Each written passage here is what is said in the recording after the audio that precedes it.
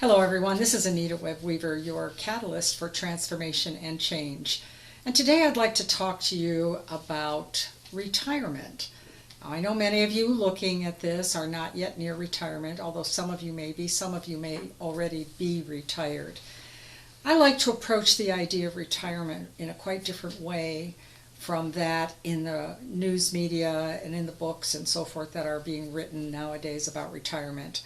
Organizations like AARP talk about, finding yourself again and having an encore career, staying active.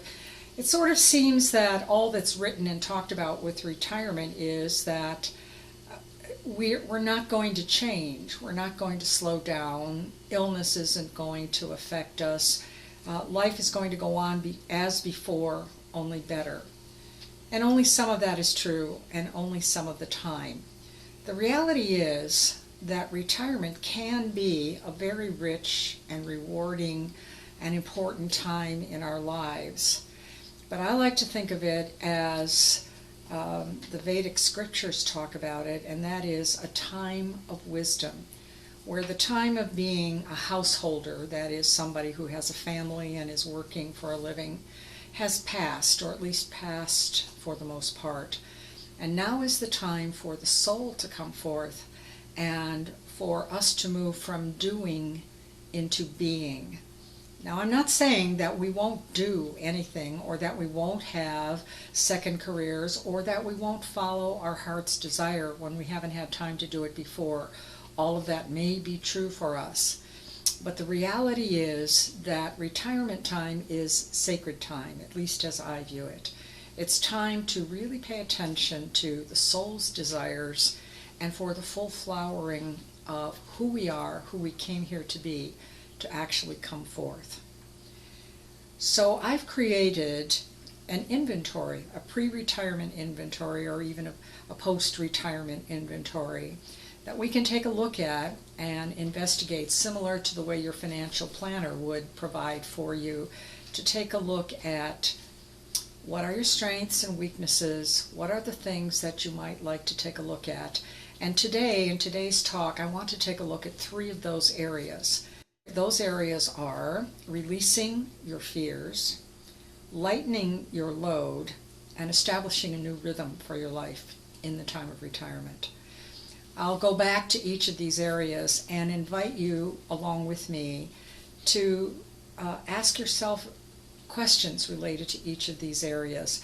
And then when this tape is done, take those questions into your life, and if you choose, investigate them a little bit further. I think you'll find, if you do, that the rewards will be magnified beyond the time that you're able to spend on these questions. So let's get started with the first area. The first one is releasing your fears. One of the things that people talk to me about most often when they're thinking about retirement is the what if question. And there's lots of what if questions. What if I don't have enough money? What if I get ill? What if I become a burden to my kids? What if I'm not able to survive on the income that I have established? Things like that. And these are fear-based questions. They're natural and normal, but they are fear-based questions. And one of the key ways to handle fear-based questions is to look at, name, and address those fears. I had a client one time who was an airline pilot, and he flew for a major airline, and when he was done doing that, he decided that what he wanted to do was to ferry single and twin engine planes across the ocean to various clients. Sometimes the plane would be sold here in the United States, and he would have to fly it to Europe or Africa or wherever the client was and bring it to them.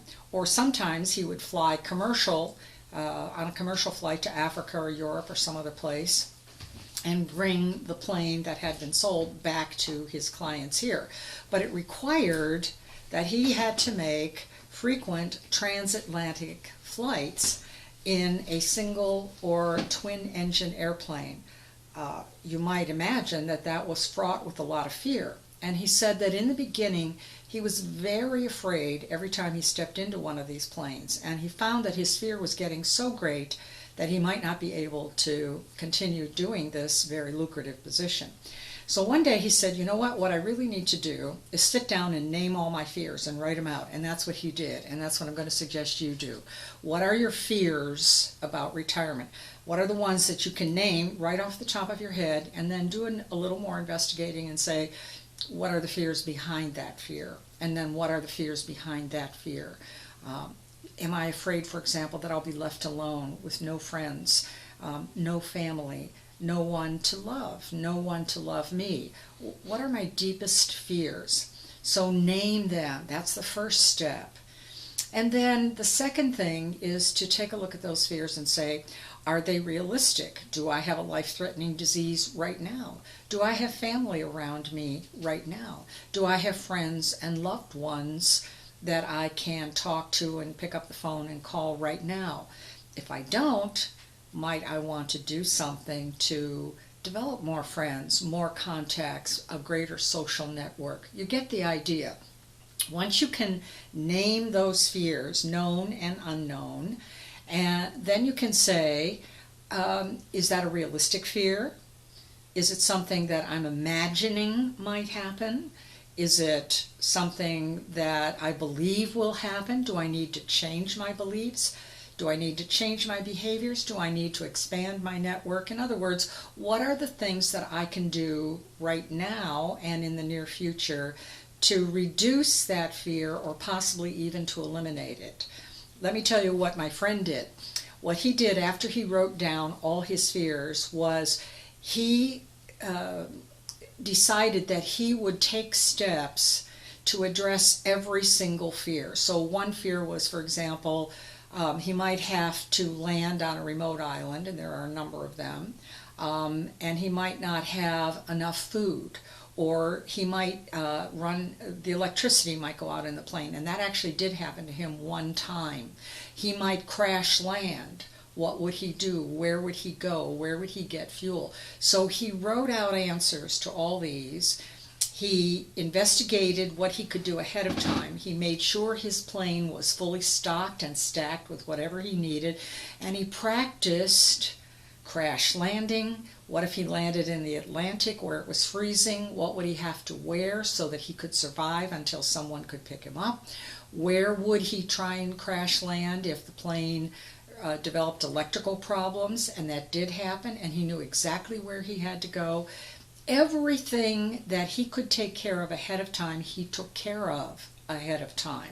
And I know financial planners would say the same thing, but the same thing is also true for other levels of our lives as well. Friends, family, connection, worthwhile work, all those kinds of things. At any rate, he established protocols. He established exactly what he would do. He carried extra food, all those kinds of things. And what he told me is his fears were greatly reduced. There was always the fear of the unknown, or something perhaps that he hadn't planned for, but he was then able to manage whatever fears he did have and enjoy his flights back and forth. He made many, many flights, well over 100, and obviously survived and had a great time doing it, made a great income as well. But he did it by addressing and naming his fears. So that's one big suggestion I would have for you. The what ifs, as I said, are fear-based. As Mark Twain said, I've had a lot of fears in my life, and most of them never happened. And that's true. You know, if we've lived long enough, we know that that's true. You know, the kid doesn't come home from a date on time, and we immediately, our imaginations go haywire.